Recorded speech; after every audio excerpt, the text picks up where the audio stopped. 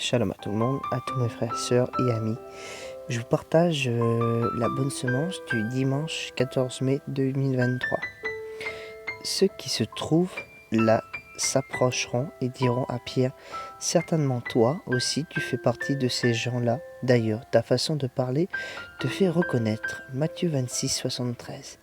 Il est reconnaissait pour avoir été avec Jésus, acte 4, 13.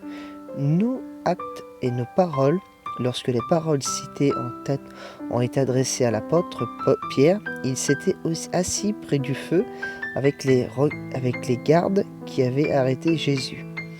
Et là, tristement, il a régné, psaume 1 à 1. Il y a des lieux ou des situations que les croyants doivent éviter et fuir car ils s'y mettent en danger à cause de l'immoralité ambiante, de la violence ou des influences directes de Satan. Ce texte de l'Évangile contient 2 leçons importantes. Toi aussi, tu fais partie des gens là. Les personnes non croyantes ont souvent l'intuition très juste, ce que doit être un chrétien, ce qu'il doit faire et ce qu'il doit éviter. Chrétiens, nous portons le nom de Christ. Faisons donc attention à ce que nous montrons par notre manière de vivre. Veillez à nos comportements, bien plus importants que nos paroles.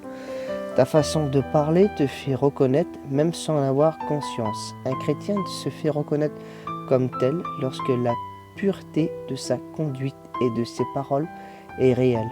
Résultat d'une relation vécue avec Dieu, l'entourage se rend compte alors que souvent l'intéressé ne sait rien lui-même. Chaque enfant de Dieu a le privilège et le devoir de rendre témoignage du Christ. Le nom que nous portons dégage un parfum.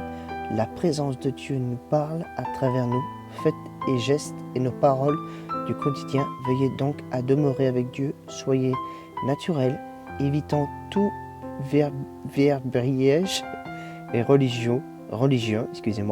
Nous serons alors reconnus pour avoir été avec Jésus. Amen. Gloire à Dieu. Merci Seigneur. Je vous partage ces petits messages de passe de mots.